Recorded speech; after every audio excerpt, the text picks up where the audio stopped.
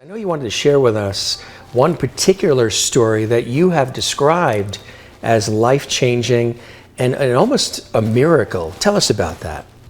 As a teenager, I wasn't sure what I was going to do as an occupation, and I married pretty young. I mean, I was 18 or 19, and it was not meant to be, the marriage. And I was only married 4 months, and I was struggling, and it was very traumatic. With my first husband had been in Vietnam, and 2 tours in Vietnam.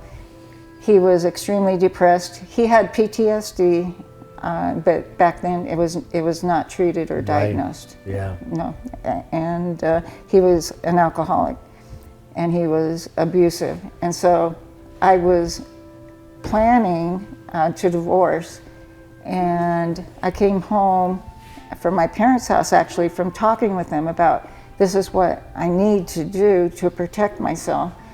And I came into the house. He had a rifle, and he was in the bedroom.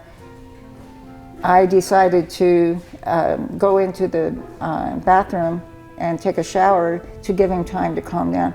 Unfortunately, he chose suicide with the rifle.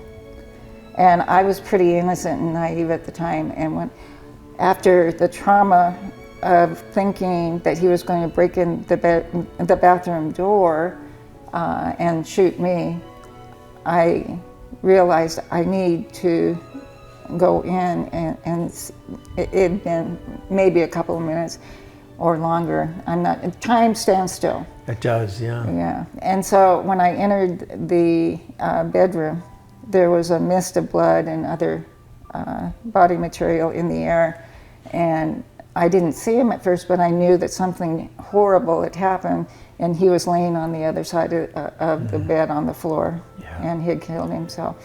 So that's dramatic. That's, well, you feel guilt, and you question what you should have done differently, and my mind was plunging. So my parents, after the police interview, they picked me up, and they were taking me home, and they were in the front, I was in the back seat. And I call this a life-changing, it was a spiritual experience, and I can only describe it as a higher power. That I was in the back seat in the dark, and I felt on my right shoulder the weight of a hand. I could feel a distinctive hand, and to me, I have to say it was like a man's hand, but I don't know if the presence that touched me was God or Jesus or an angel, but instantaneously, the grief and the pain and the horror was removed and filled with a higher power of love and grace and peace. It's an indescribable peace. It's surreal. It's not of this world. And it was so powerful, this experience. I call it a miracle, but I never talked about it for 40 years, even when I was on the job. But it carried with me this reassurance that there are angels watching over me.